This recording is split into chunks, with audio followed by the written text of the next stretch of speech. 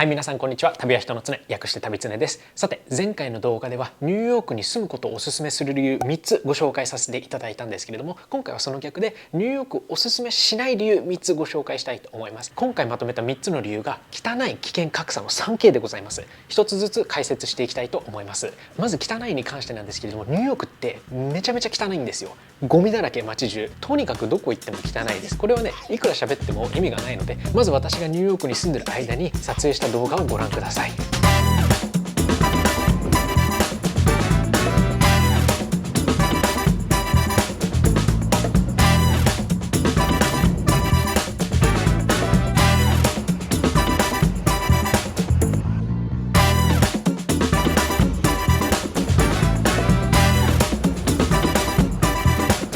自宅前は相変わらずゴミの山。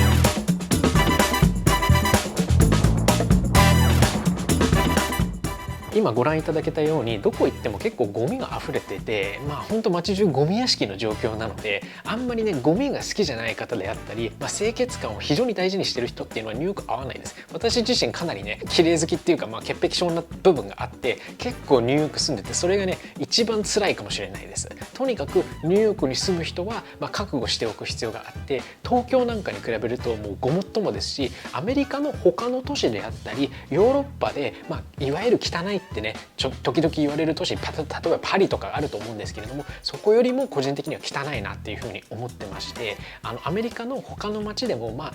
東京とかね日本に比べちゃうともちろん汚いんですけれども、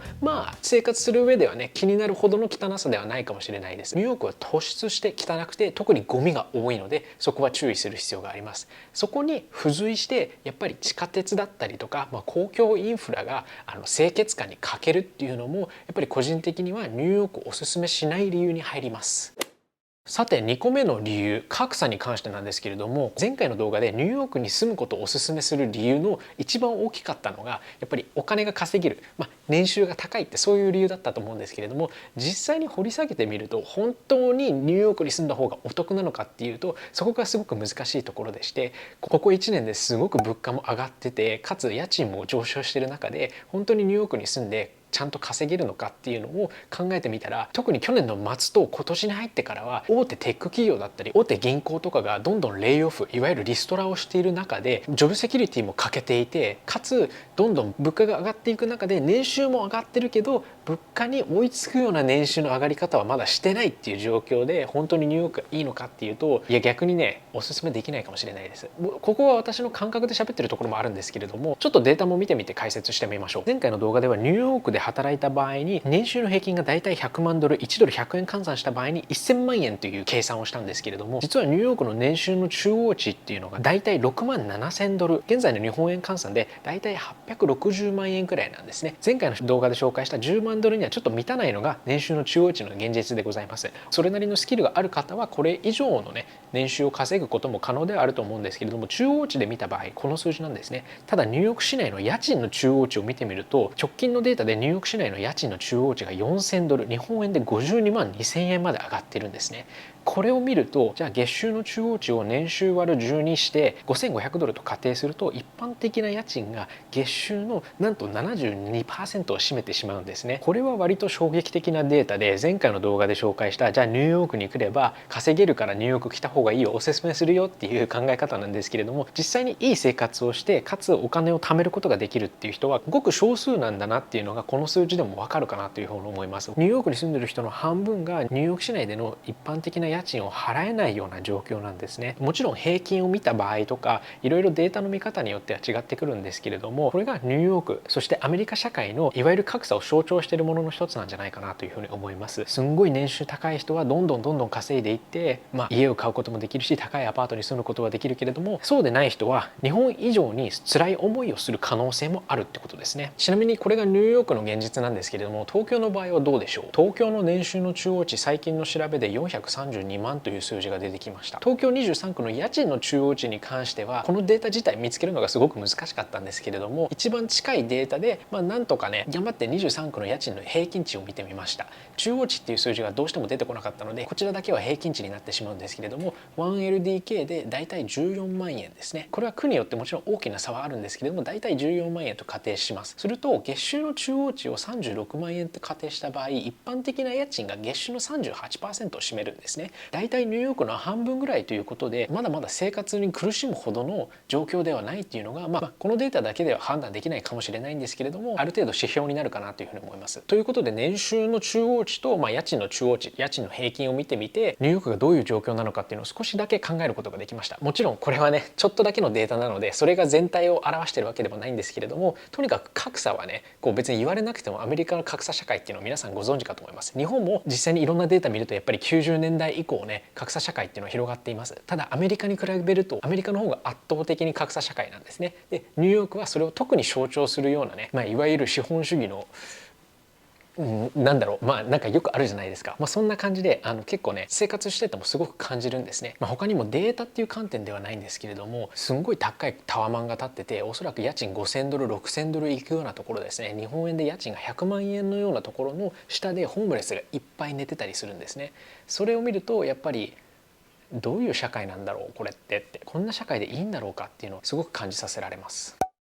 はい、最後の刑は危険でございます。私個人であったり知り合いに関しては幸いなことにね犯罪に巻き込まれたことはないんですけれども、やっぱり道を歩いててすごくね気を張ってないといけないのと、変な人に声かけられたりとか、変な人がねうろちょろしてる、特にね例えば薬物中毒の方であったりとか、何かおかしな人たちですね、そういった方々が周りにいっぱいいて常日頃不安の中で生活しております。ニューヨーク市はですね実はアメリカの中では割と安全な方と言われてて、例えば女性が一人で夜早い時間帯、例えば夜7時8時ぐらいだったら、女性が一人で歩いててもとりあえずは大丈夫でしょうっていうような感じで、世界の他の都市、例えばリオデジャネイロとかヨハネスブルクとかに比べちゃうともちろんニューヨークはすごく安全なところで、日頃から凶悪犯罪に巻き込まれるっていうような心配まではしなくていいんですけれども、ちょっとやっぱり全体的に怖いなっていうのが感覚です。ちなみに2020年の犯罪発生率を見た場合に、人口10万人あたりの犯罪発生率はニューヨークの場合凶悪犯罪が413件で窃盗犯罪が681件、日本平均が凶悪犯罪に関しては46件で窃盗犯罪が330件、特に凶悪犯罪に関しては日本は圧倒的に低いですね。ちなみにこの凶悪犯罪、例えば殺人とか銃撃事件っていうのはマンハッタン、ニューヨークの中心部でそんなに起きてなくて、どちらかというとブロンクスっていう北の方であったりブルックリンの一部危険なエリアがあるんですけれども、